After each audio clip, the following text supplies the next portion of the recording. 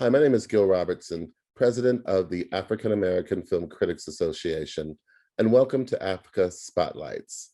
Today we're taking a look at two upcoming episodes of the popular Freeform series, Grownish. To conduct the panel today, AAFCA member Jasmine Simpkins. Welcome to this special AAFCA Roundtable with the cast of Freeform's Grownish. I am AAFCA member, journalist, and film critic Jasmine Simpkins, and I'm so excited to be here with you guys today for a very, very special conversation with the cast and creators of this beautiful and wonderful show. These episodes are so timely and magnificent, and I'm so happy to be able to curate this conversation with these panelists today. I will be joined by executive producer and star Yara Shahidi, star of the show Trevor Jackson, star Diggy Simmons, executive producer and director Jennifer Rice Ginzuk Henry, writer Des Moran, and writer Wade Allen Marcus. As you guys know, these AAFCA Spotlights are basically an opportunity to shine a light on unique and important projects in film and television. So we are so excited that you guys all have joined us today. Welcome. Thank you. We're glad to be here. Yeah. Well, people weren't probably privy to our dialogue before this got started, but you guys, I feel the love. I feel like as a cast and as a group, you guys absolutely are like a family. Would you agree? Totally. 100%. I always wonder, is there a group chat? Like, do you guys are you guys all on one chat? Do you constantly talk even when, you aren't filming? There are many iterations of the group chat, which can get a little messy at times, trying to figure out who's in what. Because I feel like we have the massive one and then so many random break-offs. Yeah. Me and Dig have known each other since I was 15, 16. So we kind of, we're always talking about stuff. But yeah, and then we have a group chat with the cast. We need to get a group chat with the writers. That would be tight. The writers, we have too many going of our own. During COVID and when we were at home, we had the recipe group, the workout group. Wow. We have the regular group. There's way too many subgroups in the writers. And that's why it's so nice when we get on this and the writers and the actors can kind of it's like we haven't seen each other for a while. And we only really, conversate on set when we get to be on set. And this year we didn't really get to be on set like that. Mm-hmm. So to be on Zoom and see each other like this is nice. Yeah. 15 months ago, our worlds were all rocked by this, crazy pandemic. I want to just first start off with a wellness check. How are you guys doing? How are you keeping your mental health alive? How are you keeping yourself positive and sane during this whole ordeal and experience?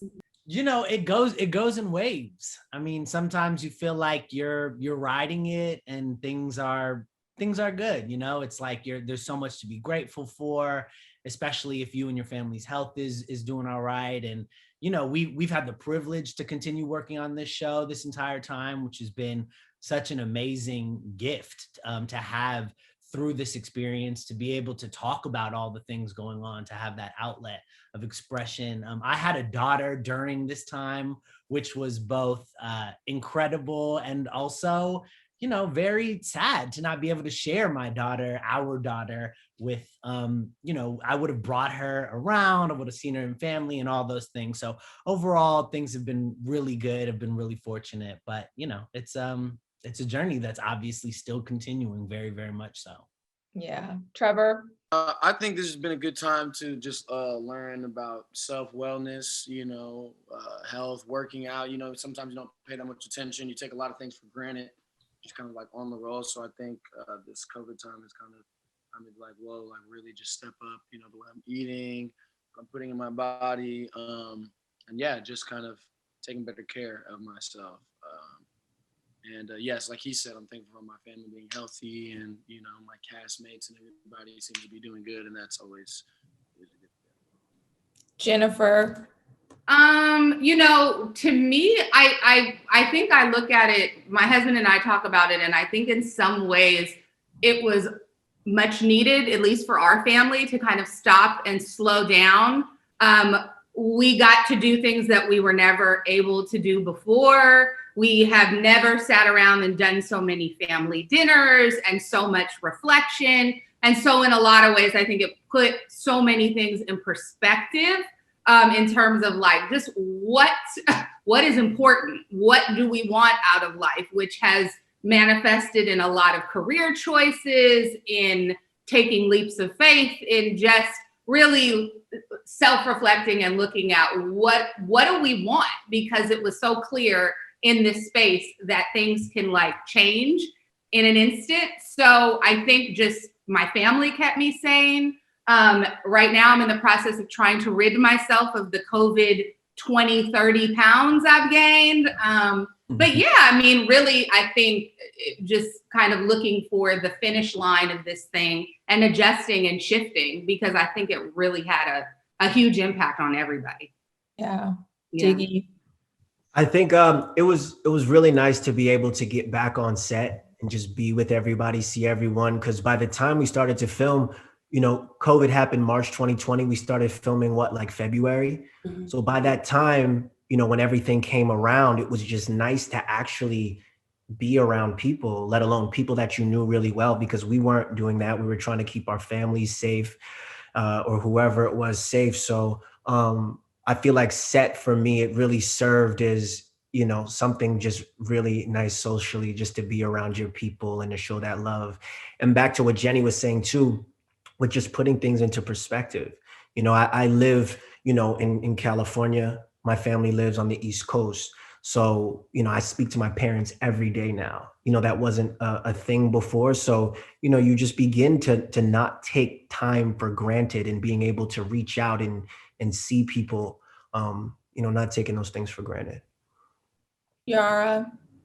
Yeah, I mean, I just have to agree with what everyone said. I've been so grateful that I've been able to spend the past year and a half with my family. We're super close as a unit. And I think just that reminder of how important it was and how special it is to like and love the people that you're with was ever present. And also, I definitely come from the mindset of having always thought self-care as being selfish. And so this is possibly the first kind of year, especially in my young adult life, in which I prioritized myself actively. And I mean, easier said than done. But it definitely did help in larger life shifts about how I want to operate and how I need to take care of myself. And something my mother said that has felt so poignant is that in order to take care of other people to the best of your ability, you have to be taking care of yourself.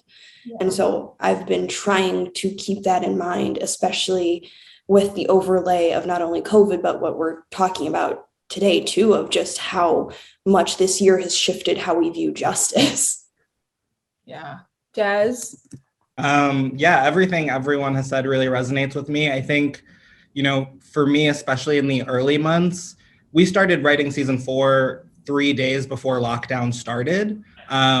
So we went through all of that together, and then jumping on Zoom together for the first time. And I think for those first weeks and months, it really helped give all of us a purpose and just sort of like a routine and a regimen, which was so important in keeping me sane in those first few months, because it would have been so easy to spiral. Yeah. Well, let's rewind, you know, and I'll start with you guys, the creators. Why was it important to do these episodes? Obviously, during the pandemic, the country was thrust into this George Floyd situation that erupted into protest, and everyone's voices were loud. But did you guys always feel like it was important, because Black people have been getting killed by the cops for a long time, to even put that in the show? Yeah, I mean, I think that when we were in the writer's room, this all happened, you know, I think like Des said, all of this kind of was, you know, it just was one thing on top of the next. And I think maybe we would have rather said, oh, let's go back to doing normal college stories. But I think you know that there's no way you can avoid what's going on, or would it be responsible to turn a blind eye to what's going on? And so I I think that it was definitely some of the more complicated. We had to figure out how to not only address the pandemic, but then shift to talk about these social issues. And to me, I think it forced us all to kind of dig deeper. It was a rough time, not only living it, but also trying to figure out how to put our characters realistically in this situation. But also it's complicated because we're doing a sitcom where we have to create like this fictional scenario to put them in. But I think, what we ended up doing was kind of taking this amalgamation of stories that our different writers were experiencing and kind of put them all together to do this great kind of mixture of what everybody was feeling. And that's really what came out in these 2 episodes. These are all personal, real stories that were brought to the room from Des, from Wade, from me. There's different elements that each of us really experienced in these 2 episodes. So. Yeah, sorry to jump in, but I think when Ahmaud Arbery, when that was first starting, that was kind of the beginning of the dam starting to break. We were all feeling so boxed in at home. So much of us were on social media more than we had been probably ever in our life. And I think as that started to trickle, it was such an influx from us, from watching it.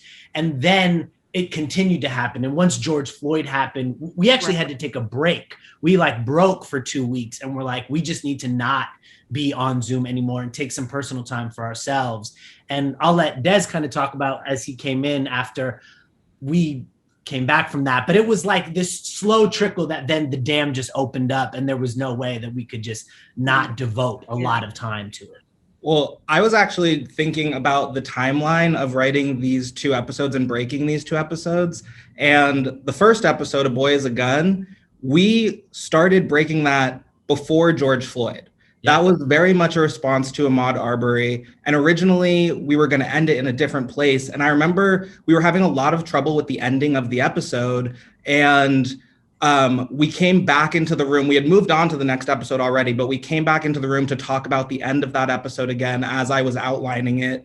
And the day we came back into the room was the day after George Floyd was murdered. So we were talking about that in the room. It was before the protests, but it was just more for us. We were just like, have you all heard this other story that's just breaking and just starting to go national? So it was happening all in real time. Our reactions to everything was so just, we couldn't ignore it. We had to put it into the show. And it wasn't intended to be like a 2-parter. We were going to devote this one episode to police brutality, to, killings of unarmed Black men. And then basically it was just like, we couldn't figure out the next episode. We didn't know how to come back to the story of what we were telling, as Jenny had said, of just being in college. And so that's when we took the break. And I think on the break is when Jenny, you and I got on the phone and you were basically like, I think we need a part 2. I don't think we can just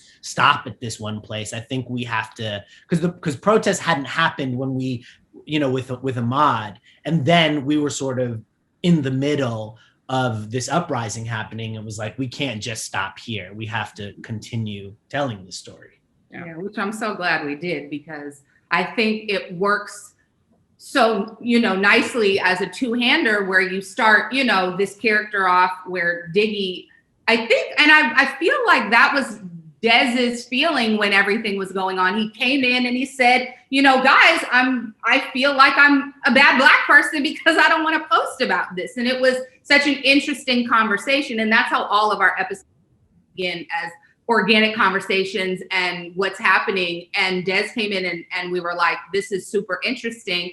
And then to see how you're moved to action, how you can't kind of just ignore it. So yeah, I think it was great that we were able to tackle kind of both sides, because I think we are also conflicted about how to deal with this, because there's no right way to deal with something that's so wrong, For the actors, what was that like emotionally for you guys? I mean, obviously now we're almost a year later, so you guys are now reliving some of this feelings and emotion from that time to now go back and tap into these characters. And Diggy, I'll start with you because I feel like your character really runs in a gamut of emotions in these 2 episodes.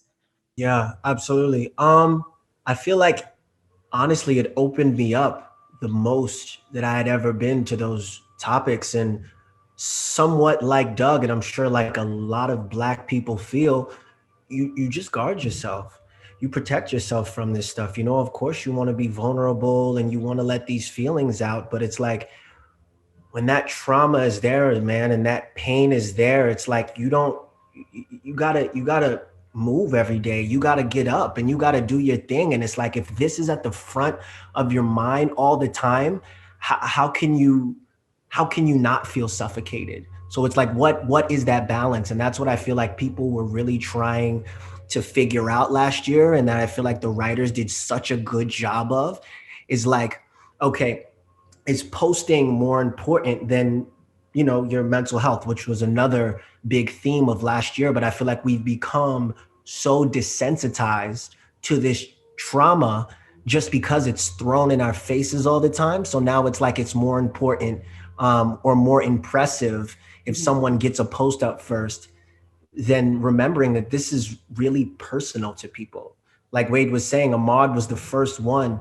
And for me to wake up and go on Instagram and see that explicitly as a young Black man, like another young Black man being hunted down in that way, it's just like, man, my first reaction isn't to post.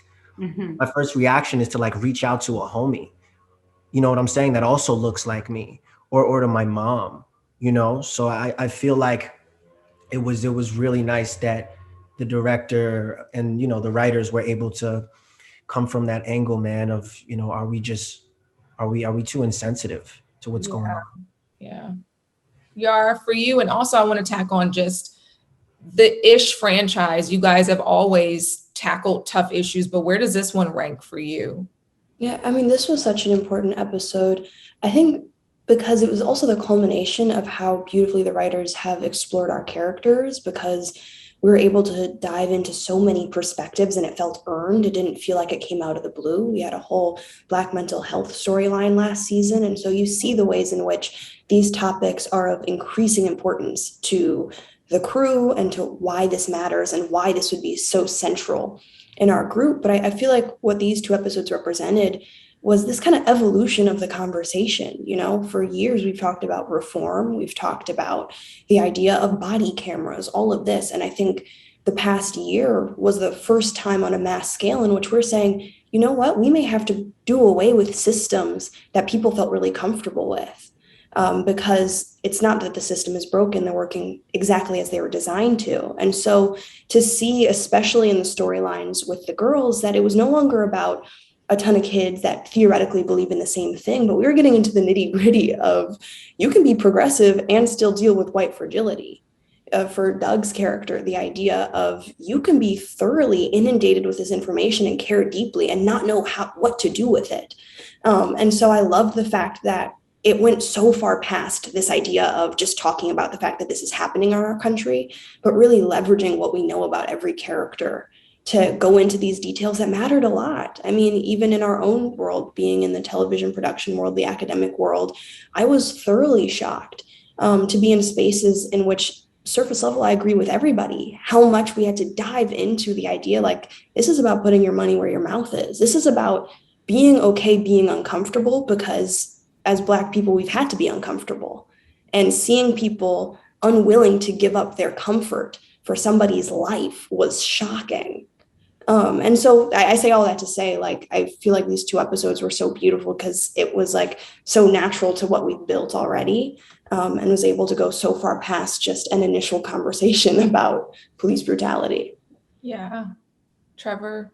I do want to say thank you to you guys, the creators and writers, because, you know, I was saying this before, like, you feel overwhelmed and you feel like you may not be doing enough. And I felt like, you know, us together, we did our, you know, due diligence.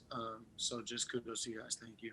But I think I definitely agree with Diggy in terms of how much you like try to keep things in. I remember we were shooting the strange fruit scene. We were doing it. And I was like laughing, you know, like in between, because I was just trying to keep myself whatever. And I was realizing, I was like, yo, like this was a real thing. Like even just slavery in general, like, you know, people are like, oh, it wasn't that long ago. But it's like, yo, we have to like, I remember when I was growing up, my dad was always just informing me and educating me. And I tried to like shut that part of myself out, but it like opened up. Like Dig was saying during that scene, I was like crying. I was like, whoa, like I really tried to ignore that side of my brain that existed, like that happened.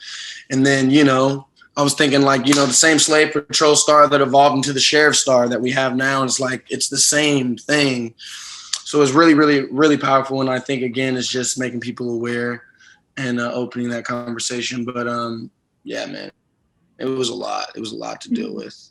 But but I'm glad that we did it. And I know a lot of people feel the same way. And I even love the unity between Dig and I's character, because although we feel differently, like you're saying, that's two sides of the same coin. Like I was definitely, when all the protests and things were happening, I felt like a lot of people were doing that for posts and were trying to do things for attention. I'm like, y'all been doing this since I was a kid. My dad and I had to leave different restaurants and shit because, sorry for my language, but because of that, you know? So it's like, now everybody wants to be. So, but yeah, even like protesting, I was like, I don't know if I would be able to go down there. Everybody deals with it differently. And I think we did a good job of showing everyone's perspective, but it was powerful, very powerful, man. Yeah, I don't know if we've even talked about the timing of filming this while we were witnessing the deaths of other Black folks, while we were waiting on the results of charges of cops. And so I think the timing was hyper surreal, because we would literally go in to shoot an episode or shoot a scene about knowing whether or not justice was delivered and whether cops were indicted while we were waiting on set for the same information. Yeah, the final, I know that the final day of shooting was actually the day that the Derek.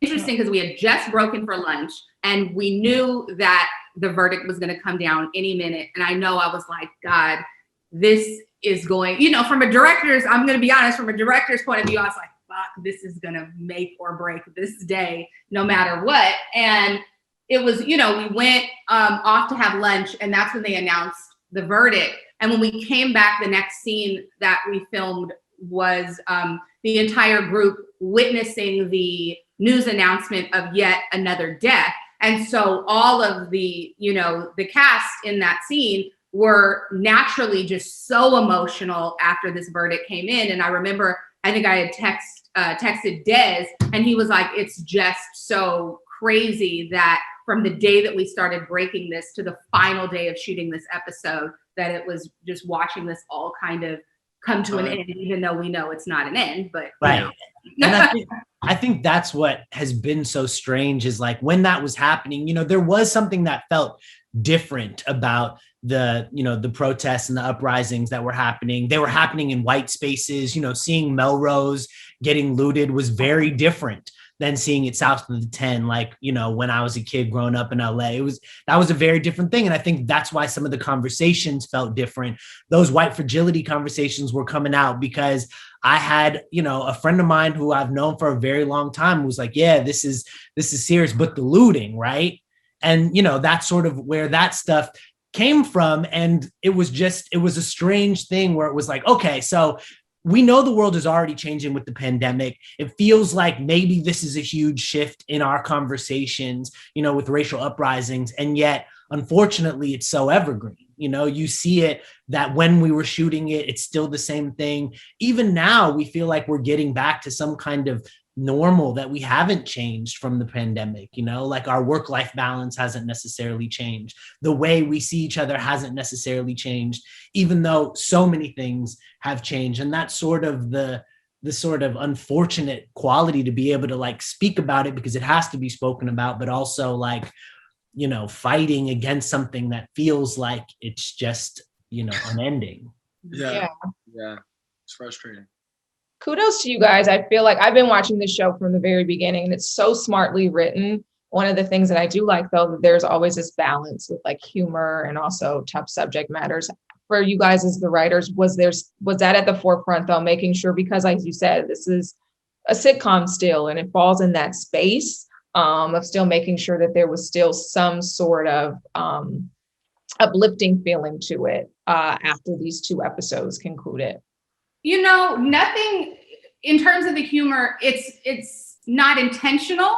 I think it's situational. And so I think that even in the writer's room, these are very real conversations and debates. And we find the humor in the real situations, and then that just kind of translates. So even like I think Wade was just saying, typically, it's rare to see these protests that are happening on Melrose. And I think we have like Jazz, who says in one of the episodes, like, as long that, like north of the 10 or something like that. And that came from me being like, me and I think another writer, Crystal, being like, you know what, go get them. As long as you don't come in our neighborhood, we've learned since our last riots. And it comes from like a real perspective. And that's kind of where we get the humor. And a Javi storyline where Javi actually stops to thank the cops actually came from an experience that my and I had right when everything was going on. We were sitting in front of a Starbucks, and there was there was like a woman who crossed past my husband and I, and there were also cops who were crossing at the same time. And right in front of us, the woman dressed in her yoga gear and pushing her baby in a stroller was like, thank you so much for your service.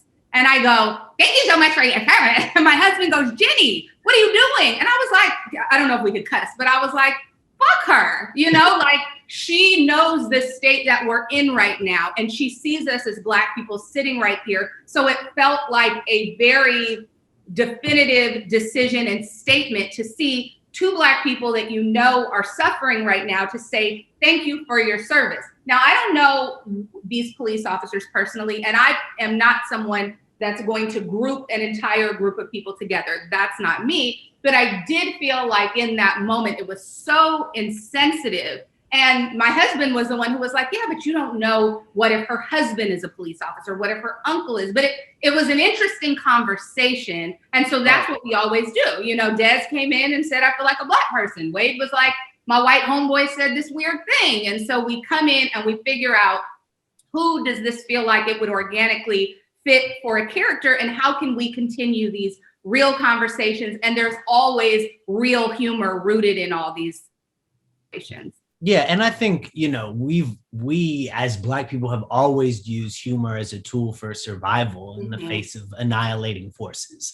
It's just something that we need to survive. And so it is, like Jenny said, it's just natural for it to be there in order to talk about it.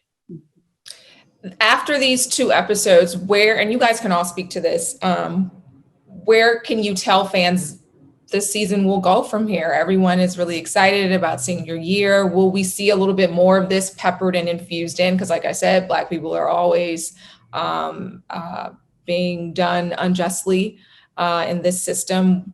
Will we be revisiting this topic, you think? And what else is to come for senior year?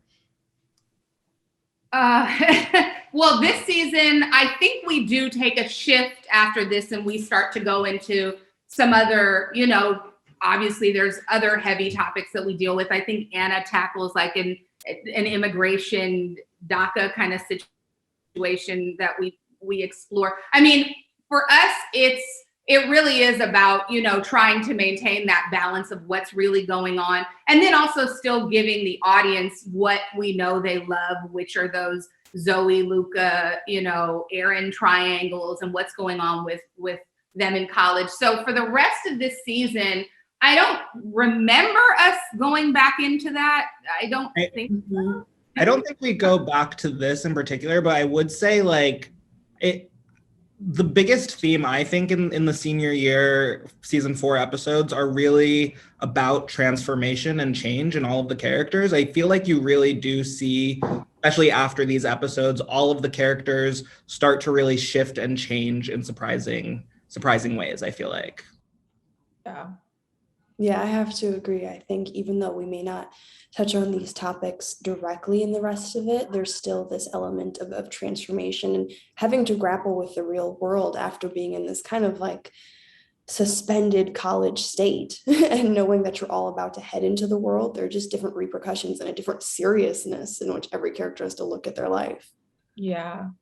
For you guys, and I want to throw this out for the males though, have there been any instances with police that you felt uncomfortable or that you felt really maybe perhaps helped even for you preparing for these two episodes in particular, Trevor and Diggy? A lot. I'm just gonna put it at that. Yes. Mm-hmm.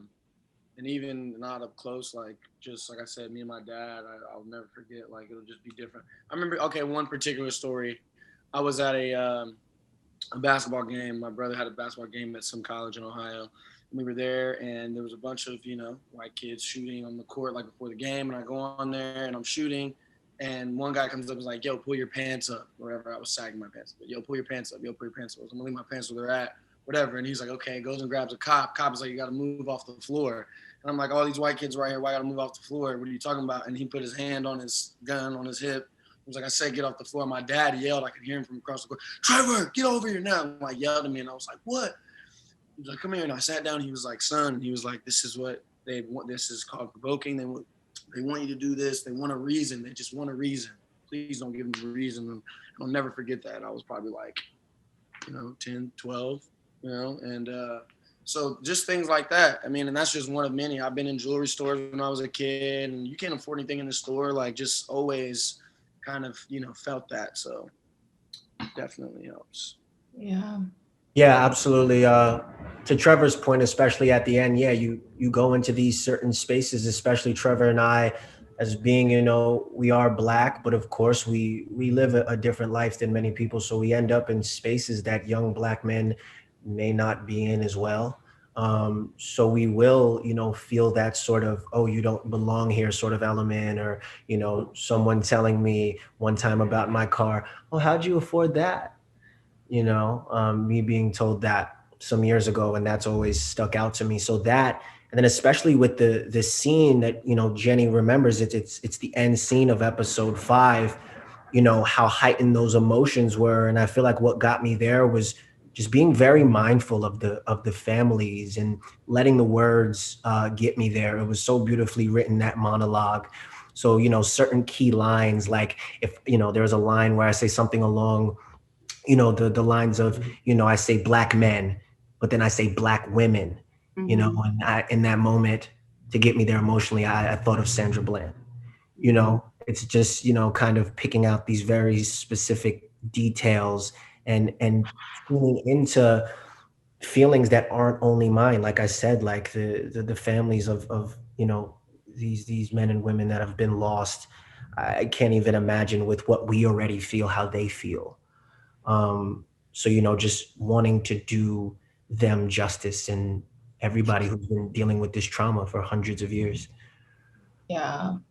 Well, thank you guys so much. This has been such a powerful and amazing conversation. I appreciate you guys taking the time to talk with AAFCA about these powerful episodes. I appreciate you, writer and directors, for putting these together and writing these two beautiful episodes. I appreciate you, actors, for being able to emote such amazing energy and bring these characters to life in such an amazing way. I think these are going to be so powerful for people to watch. And so I appreciate you guys so much. Thank you for talking with us today. As a reminder for all those watching, you can see Grownish on Freeform Thursdays at 8 p.m. You do not want to miss part 1 of this two-part episode. It is absolutely phenomenal and amazing. And again, thank you guys. You can also rewatch this panel on AAFCA's YouTube channel and on the Xfinity app. Thank you guys again. Thank you so much. All right, thank you.